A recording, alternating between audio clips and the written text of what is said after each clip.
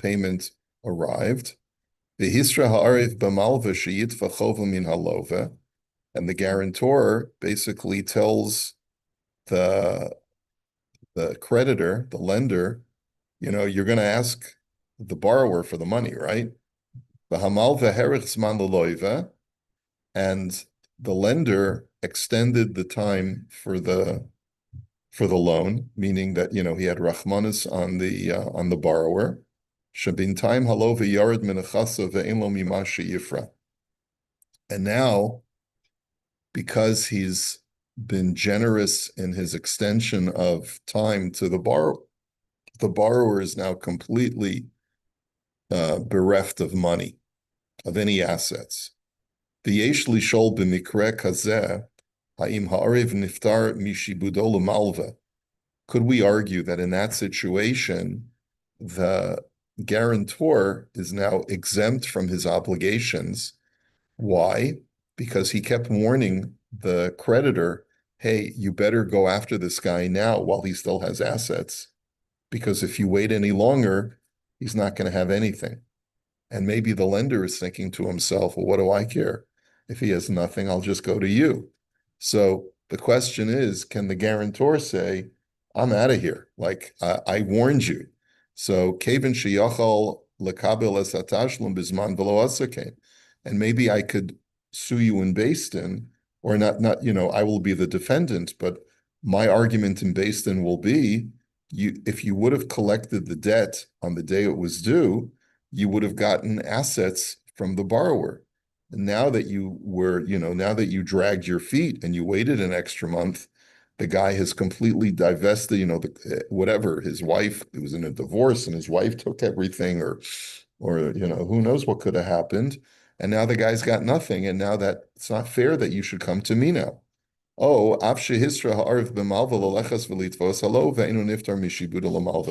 or would we say not? Or would we say at the end of the day, you acted as a guarantor no matter what, and so you got to make good?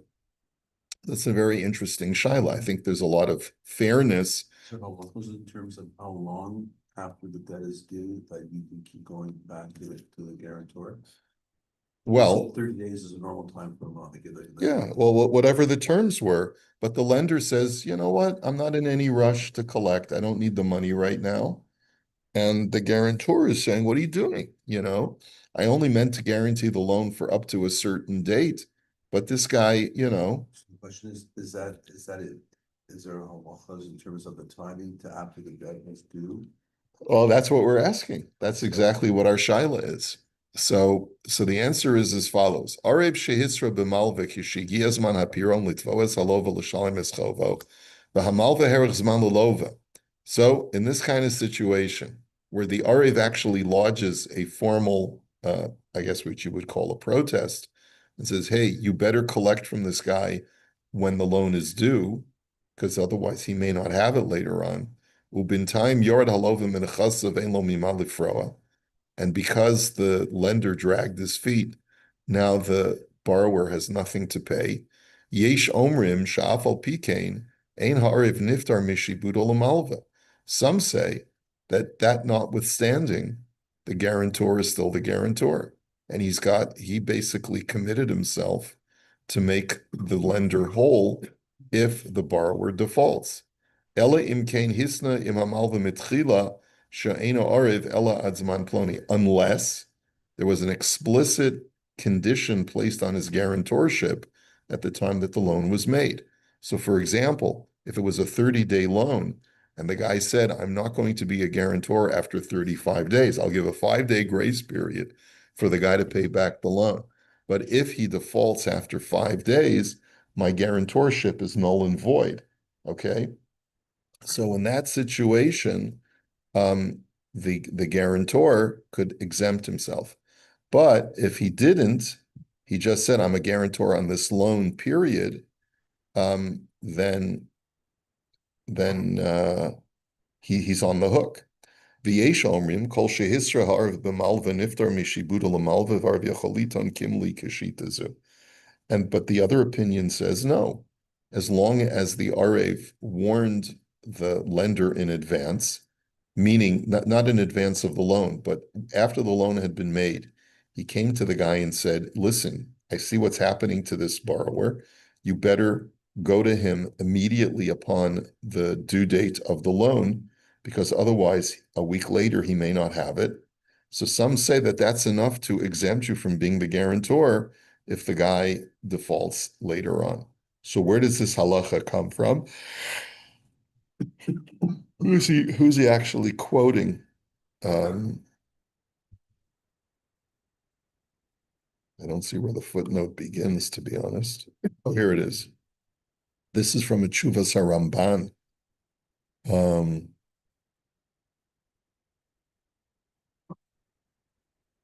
so the Ramban is of the opinion that the Arev is not exempted if after the loan he goes to the lender. But that's not ideal because, guarantors won't be quickly to guarantee loans if they know that they could be losing money. That'll slow down the market. Yes, yeah, you could make that argument, but it is what it is. Okay, bless you. Okay, She'ela. Amalvis chaveru v'yesh al halva azu arev kablo. A guy Reuven lends Shimon money, and Levi acts as the Ariv Kablan. Okay? So an Ariv Kablan is, like we said before, where I can go to either party lechatchila. Like I don't have to go in sequence first to the borrower and then to the guarantor. So in that kind of situation, biyad hamalva litvo es ha'ariv tchila mirtze, he can always go to the guarantor first if he wants. And that's true even if the borrower has the wherewithal to pay back. V'yesh lishol mahadin im ariv kablin nasa v'nasan biyad. Dahainu shekibel es hamos mehamalva v'nasnam l'loiva. So here's the shaila. What would be if the Ariv Kablan passes money, meaning that shekibel es hamos mehamalva v'nasnam l'loiva, that he took, when the loan was made, he also acted as the messenger to get the money from the malva and give it to the lova. Ha'im gam ba'ofen hazeh ha'bechira biyad ha'malva shem yirtze yochel litva o es halova o la'ariv kablan, o eina lamalva al halva azu klum, al haloiva hazeh klum, I think is what, it's a typo. Ve'eni yochel litva es halova el arakas ha'kablan me'achar shenasa v'nasan biyad. So if let's say if Reuven is giving Shimon a loan, but not only does Levi act as the Ariv Kablan, but he also says, give me the money and I'll make sure that Shimon gets it. So in that situation, could you say that Levi is more than just an Ariv Kablan, but he's like an Ariv Shlof Dotes, meaning that he's like, he's basically the borrower because he's the one who received the money.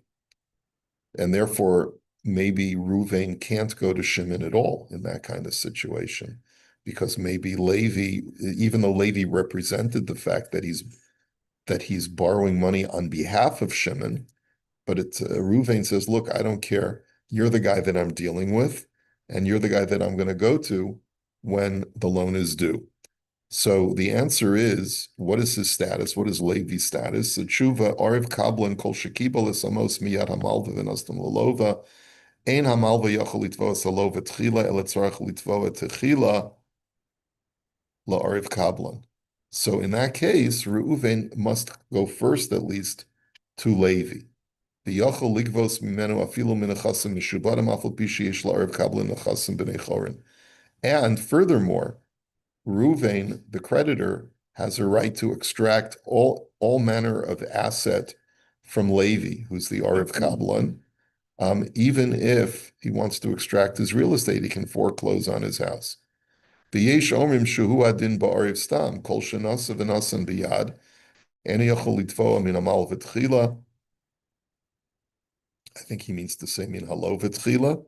Ela im kein la'osam arev mimal shalim go v'schovo meha malva o sorry, yochel litvol min hamilva techila elam kein ein laosam arevim mimal l'shalim goves chova mehamilva o min achasav. So, and some say that the same thing will be true with a regular guarantor. If the guarantor is the one who picked up the loan, and the loan was made out to him, so to say, but we know that it's on behalf of Shimon, the real borrower. So then, when it comes time for payment, the creditor should only go to the guarantor. And if the guarantor defaults, then he has a right to go to the actual borrower, to Shimon. So basically, what we're saying is that a guarantor can elevate his liability if he's the one who takes possession of the loan. Okay, fine. Next. Arev hayotze la'achar chisum shtaros, dahainu la'achar shechasmu ha'idim b'shtar kasav arev va'ani arev. So here's a case where he becomes an arev after the fact, and we've talked about this before, that a guarantor who becomes guarantor after the loan is made is not considered to be a guarantor because the basis of the loan was not made because of him. So what's done is a promissory note is written up, and the witness has already signed the promissory note that Shimon owes Ruvain money. And then below the signatures of the witnesses is Levi, who writes, I'm a guarantor, and he signs his name. The Nicker Shiksav Yadahu, and we can all see that this is his signature. I am also Shikasav ani Orev Mishtabed Lamalve, O Ein Kandin Orev Lachar Shechas Moedim Al Shtar Halva. So the question is he a legitimate guarantor? Or do we say that since he signed below the witness's signature on the promissory note, it's completely meaningless? And if Levi wants to, he can just say, Why do you do that? maybe he did it because he saw that Reuven was getting nervous after the promissory note was written up and wasn't prepared to go through with the deal. And Levi said, just give him the money. He signed already that he's going to owe it to you. You got to give him the money. And Reuven says, I don't know. And so Levi says, listen, it'll make you happy. I'll just sign the bottom and say I'm the guarantor. And Reuven doesn't know anything. So he says, yeah, sure, go ahead and sign. So he signs it, but it really may be meaningless. Okay. So the answer is Shuva Mishakasav Ani Are V'Nikr Shizek Sav Yado La'achar Shechas Mo'edim. So in this kind of situation where Levi signs it and says, I am guarantor, or if the witnesses testify that Levi signed it, Yesh Omrim Shemishtabed below Kinyan Legavos Mimenu B'nei Chorin, V'yesh Omrim She'enu Mishtabed Elo B'Kinyan. So there's a machlokes. Some say that Levi has made himself into a guarantor, but only to extract unencumbered property, which means property that doesn't have a prior lien on it. And others say that he cannot be considered a guarantor unless he made a kinyan, an actual physical kinyan with the lender. Rambam afilu arev hayotze kodem chisum shtaros tarich kinyan kol shenichnas arev la'achar matan mas. According to the Rambam, even if the guarantor signs his name above the signatures of the witnesses, if the money has already been exchanged hands, his guarantorship is meaningless unless he makes a kinyan. That's what the Rambam writes. Not always. A shtar isn't necessarily considered a kinyan if a guy just writes his name, I'm a guarantor. Right? It could be that there was. So even if there's 8 of them there, they see him after the fact, he signs, I'll be the guarantor. Yeah, he would What's have the to. difference if it's above or below? Signs it at the border of the paper, on top of the paper, he writes I'm the guarantor. Because his signature below the signature of the witnesses is not part of the legal document. Document's not legal below the signature of. Second, too, and rules too, right? If you sign below the line, no good. Really? Yeah. Usually because it's not part of the document. Document. Yeah. So if this went to base game, so you got that scenario you told us about, Yeshomin via Shomin. Yeah. So the guarantor could say, I hold by that. That's right. He could always say, I hold by this. like the opinion that says that I don't have to pay. He's got the bump on the big hitter side anyway. Yeah. No, Well, the Rambam says if there was no Kinyan, there was no Kinyan. There you Can they go. rewrite a whole new star If after the fact? if the guarantor is amenable to it, if the guarantor is amenable, I mean, you can't coerce him. You could say, listen, I'm going to get off on a technicality. Next, she'ela misha amar lamal vehalvehu leploni ve'olai. So again, what different phrases turn someone into a guarantor? If Levi turns to Reuven and says, lend Shimon, give Shimon a loan, and it's on me. So what does that mean? It's on me, ve'olai. O sha'amar ein chatzarach lidog v'hakeren betucha. Or let's say Levi says, give him a loan. You have nothing to worry about. It's guaranteed you'll get paid back. Okay? He didn't say, I guarantee it. He just said, it's guaranteed. It's secure. O sha'omar ein chatzarach lidog milahalvos leploni ani omed kan. Or let's say he says, you have nothing to worry about. I'm here. Well, he could always come back after the fact and say, I told you not to worry because I'm here, not because I was going to do anything. Hayim ba'amiros elu she'amar lamalva nechshav arev u'mishtabed lamalva. Oh, ein alav din arev. So now this goes to a din Torah. The Beis Din hears this case, and Reuven says, "You told me not to worry that you're here." You know, what was that supposed to mean? It's like a Seinfeld episode, right? Okay. So the question is he a valid arev or not? So the tshuva is kol haloshanos halalo she's karnel el bamiris ploni lamalva eno lav chiv shel arev eno mishtabi lamalva. So any language like that we just said does not make you into a guarantor. Meaning that the guy can say, I just wanted you to lend the guy the money. I wasn't prepared to stick my neck out. So I use these kinds of languages to reassure you that so that you would convince you to lend him the money. So he's quoting from a bunch of different Shilas Sfarim. Because as the Mabit writes, when I told you not to worry, it was because I was sure that this guy is going to pay you back, not because I'm on the hook for it. Or I told you not to worry, I'll do my best to get the money from him. That's what he could have said. That's what he could have meant also. in secular law, the require an enforceable guarantee has to be clear and unambiguous. Unambiguous. Okay. So just because a person tells you not to worry doesn't mean you shouldn't worry. Okay. You should worry when someone says that. Yes, as a matter of fact, you should worry when a person says don't worry. And if it's a lawyer, then you really should worry. Right? Okay. Let's go. One more. She'ela. Haim kedei lihios arev al halva tzarch sheyasikum achov katsu v'rak oz mishtabed lamalva, o al kol sikum shekibel alav arevus ha'arev mishtabed. What if a person says, lend Shimon money, and I'll act as the guarantor, but no amount is stipulated? Do we still say that the guy is on the hook as a guarantor? Or would you argue that because he didn't know how much was being lended, he's not considered a guarantor because maybe he didn't take it seriously?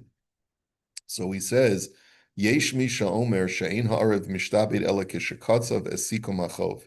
So there is an opinion that says that the only time a person can be legally considered a guarantor is if he knows the amount of the loan. Zohi dasa Rambam shal davar she'enu katzav einu arev chayiv klum. This is the opinion of the Rambam. Tam, the reason being, kevan she'enu yodeya hadavar sheshibed atzmo bo lo sam chadaita v'lo shibed atzmo, because since he really didn't know the amount of the loan, He had no idea how much the loan was going to be for. Any reassurance of his being a guarantor should not be taken seriously. However, that's a minority opinion. The Rambam here is in the minority. The consensus of most poskim is that even though the amount has not been stipulated, the guarantor is still on the hook. And